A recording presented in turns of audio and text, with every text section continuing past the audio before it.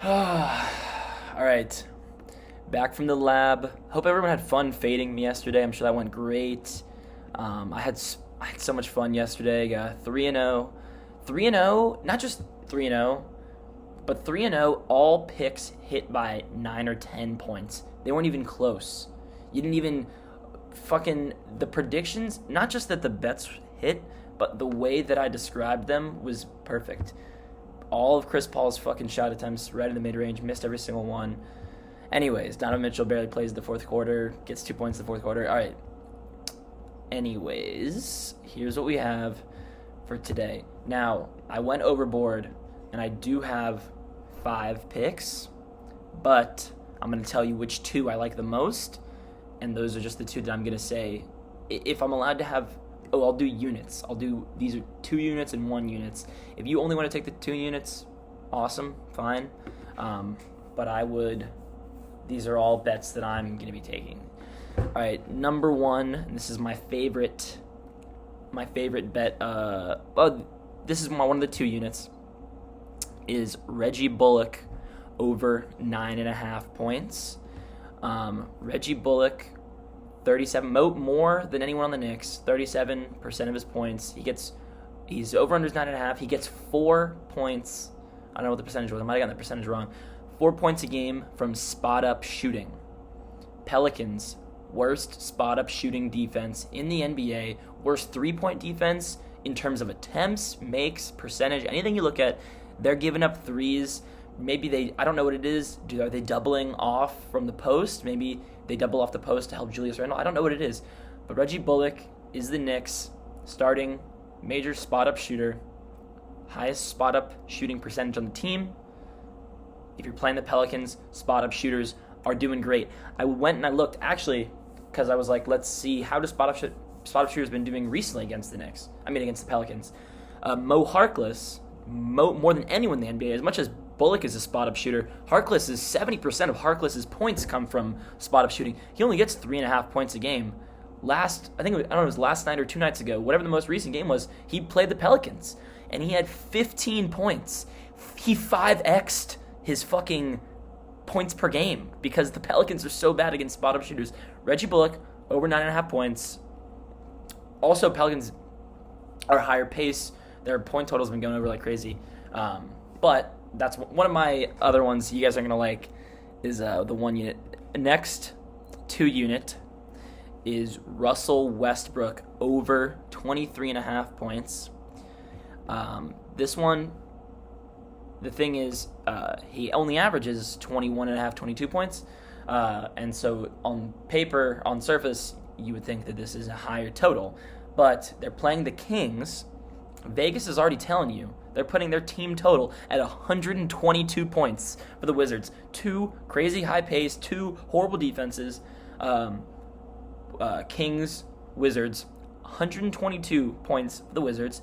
Westbrook plays about 37 minutes a game. 37 divided by 48. Multiply that by the 122. Multiply that by the fact that, on average, Westbrook gets 26% of the points when he's on the court. So if he gets 26% of the points when he's on the court and he plays 37 minutes, he's supposed to get 25 points already. Let's assume he gets 26% of the points. He will get 25 points, which is his over under is 23.5. So he's already over. And from there, not only is the Kings defense bad everywhere, but they're specifically bad in isolation and transition. Now Westbrook, I don't know if you guys know who Russell Westbrook is. That motherfucker, he runs in transition like crazy. Second most transition points, attempts in the NBA. Kings, bad against transition. Good for Westbrook, so I think he gets more than 26% of the points. Also, Westbrook, second most isolation attempts in the NBA. Insanely inefficient, horrible, one of the worst isolation players. He's getting 0.69 points per isolation while taking the most isolation.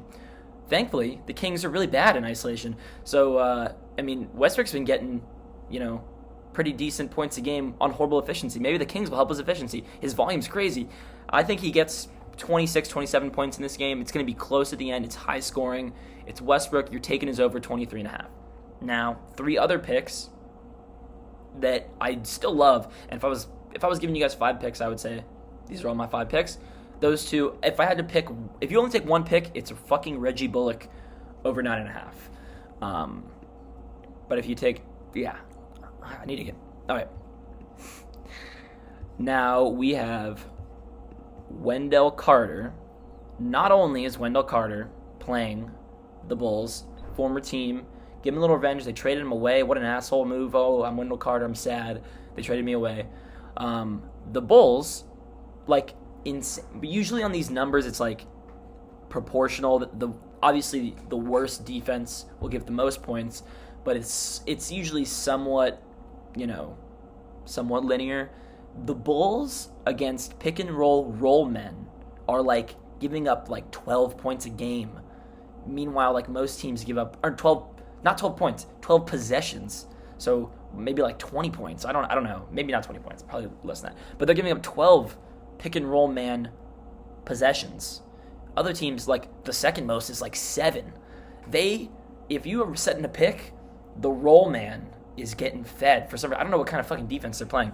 But Wendell Carter, highest percentage of his points on the Magic are from roll. He's the roll man in their pick and roll offense. Already revenge game.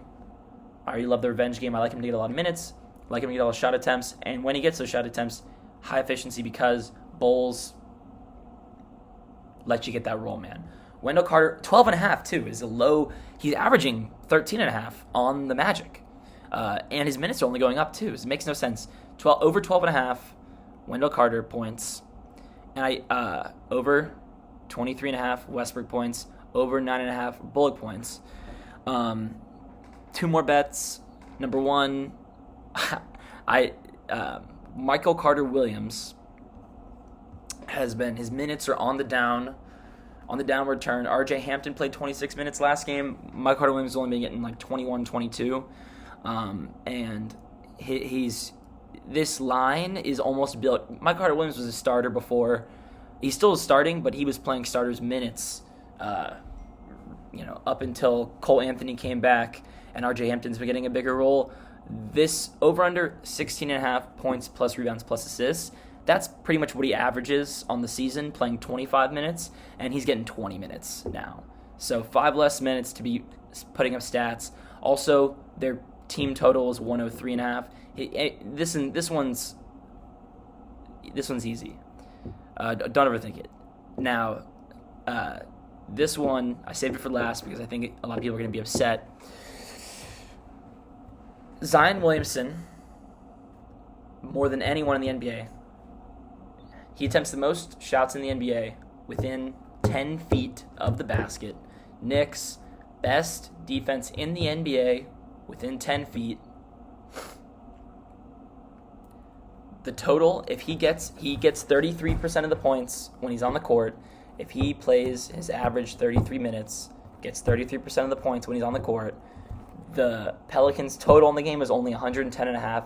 That's one of their lowest totals of the season. You're playing the Knicks. Your total is low. So if he's getting the same percentage of the points that he normally gets, that puts him at 25.5 points. He averages 26.5. And I know he's been getting more recently, but the more recently has been with the team scoring more. So he's scoring more in proportion with the team scoring more, except for the 76ers game, which 76ers game, he had an insane amount of the team's points. But their team is going to score less, and the Knicks are really good at defending in the paint, and that's where he's shooting. So I think if there's one pick that I'd say don't take just because it's Zion, that'd be the one I'd say not take. But I am putting it on there, and I still do think it is. I'm gonna bet it. So, yep, those are the 5 picks. Let's go. Let's make it happen.